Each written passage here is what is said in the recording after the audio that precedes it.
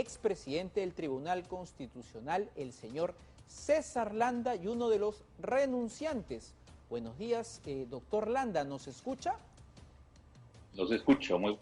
La primera pregunta que tenía es, cuéntenos un poco acerca de este comité consultivo. ¿Se reunían? ¿Era ad honorem? ¿Qué les dijo el presidente Omar Chejade que iba a suceder? ¿Les comentó sobre este dictamen que al final se aprobó? Bueno, la incorporación, esa invitación de la Comisión de Constitución, y que en mi caso, dado los 30 años de docencia en materia constitucional y como se señaló, expresidente del Tribunal Constitucional, vine, ¿no?, a participar de este consejo que es ad honorem para cuando hubiera necesidad de emitir alguna opinión técnica. Y así fui citado a una sesión de la Comisión de Constitución para analizar los proyectos sobre el levantamiento de la inmunidad parlamentaria. Mi postura fue de que esta debería ser decidida por la Corte Suprema, ¿no? Fue la única reunión que mantuve en particular, ¿no?, en esta comisión, y luego de las decisiones que ha tomado la Comisión de Constitución en los últimos días, ¿no?, de la semana pasada, no he tenido ningún tipo de pedido de opinión o consulta, sino que, dadas las circunstancias, seguramente han sido decisiones, digamos, a la coyuntura, ¿no?, política, que ha respondido estas propuestas, pero que, como señaló en la carta, claramente violan lo que es fundamental en un modelo constitucional, que es el principio de control y división de poderes, ¿no? Porque no solamente se refuerza incluso ahora la inmunidad parlamentaria, sino que también al Tribunal Constitucional se le impide, ¿no?, deliberar de manera independiente, dado que sus votos y opiniones van a ser o pueden ser materia de denuncia, ¿no?, penal inclusive, ¿no?, y lo propio para el defensor del pueblo. Y bueno, también el tribunal ya ha tenido una serie de decisiones a través de sentencias señalando que las reformas constitucionales no son simplemente un proceso libre, sino que tiene reglas formales y reglas sustanciales, ¿no?, de audiencia, de debate.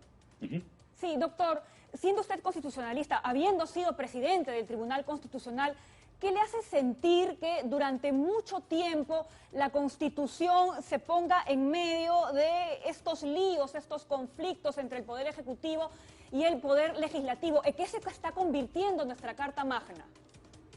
Bueno, la Constitución es una norma que establece los cauces por donde debe transcurrir los procesos políticos, sociales y económicos.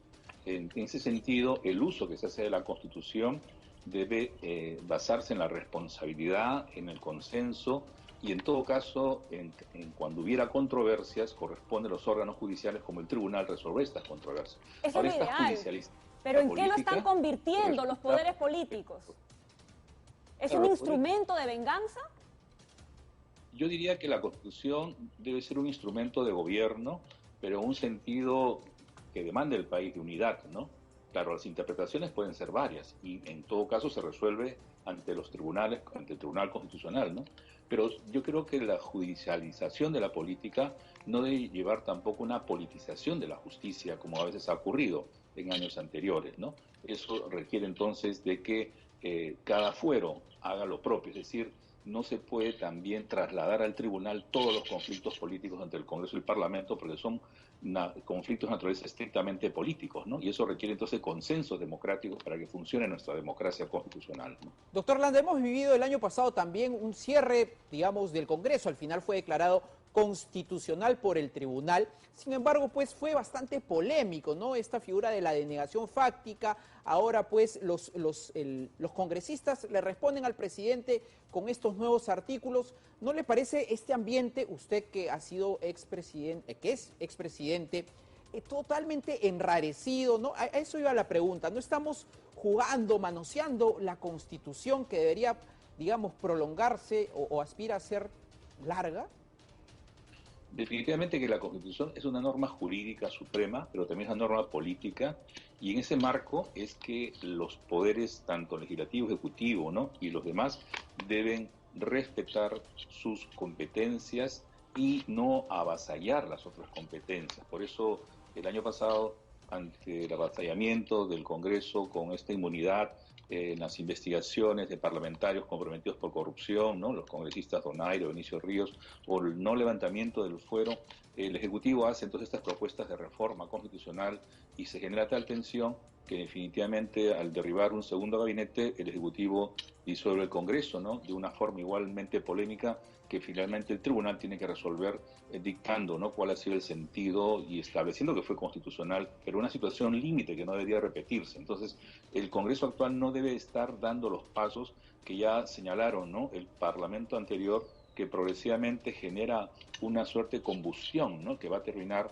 de pronto explotando, ¿no?, a través de instituciones que son realmente límites, como las cuestiones de confianza para reformas constitucionales y eventualmente, por otro lado, investigaciones al presidente o pedidos de vacancia o disolución. Creo que eso no lo podemos volver a repetir y está en la conciencia de los políticos en el Parlamento, desde ya el Ejecutivo y en la ciudadanía, que esto pare, ¿no? Y por eso creo que la renuncia que hemos hecho un grupo de especial constitucionalistas, ¿no?, cada uno de manera independiente o grupalmente, valoramos, ¿no?, que la democracia constitucional no puede llegar a un límite usando la Constitución como un instrumento de guerra, ¿no? Toda la razón en eso, señor Landa, pero también hay que hablar acerca de la posibilidad de que el señor Vizcarra también tenga una responsabilidad en esto, porque nos encontramos en medio de una pandemia.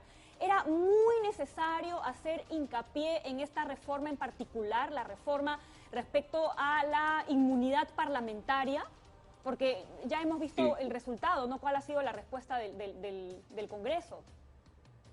Ciertamente que esta reforma no es de ahora, sino viene del año pasado, ¿no?, cuando ya se implementó mediante un referéndum ciudadano, el 9 de diciembre del 2018, donde el 85% de las personas plantearon, ¿no?, toda una necesidad de reformar la Constitución para luchar contra la corrupción, ¿no?, política y judicial, que es una demanda ciudadana. Se implementaba el 2019 mediante algunas leyes, entre ellas el levantamiento de la inmunidad parlamentaria, que fue archivada por el Congreso pasado.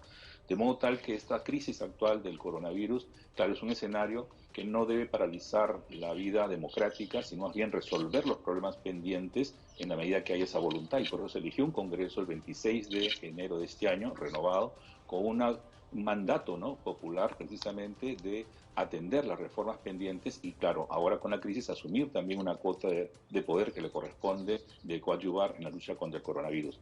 Yo creo que eso debió haber sido parte de un plan de acción del Parlamento, de saber manejar los temas del mediano plazo o el corto plazo de la crisis actual, en coordinación con el Ejecutivo para no llegar a situaciones de conflicto que puedan ser insalvables, ¿no?, si no se para esta escalada, ¿no? Qué bien que se reconozca que se ha estado, digamos, laborando al límite, ¿no?, como usted menciona. Una consulta, ¿esto si va al tribunal, según usted, se cae? Una demanda a estos artículos. Claro, yo creo que dada la jurisprudencia del Tribunal Constitucional en los límites que ha establecido en la sentencia 050-2004, por eso hay inconstitucionalidad, que hay límites formales, límites materiales, que además la votación y la deliberación debe ser con las garantías de un debido procedimiento parlamentario, ¿no?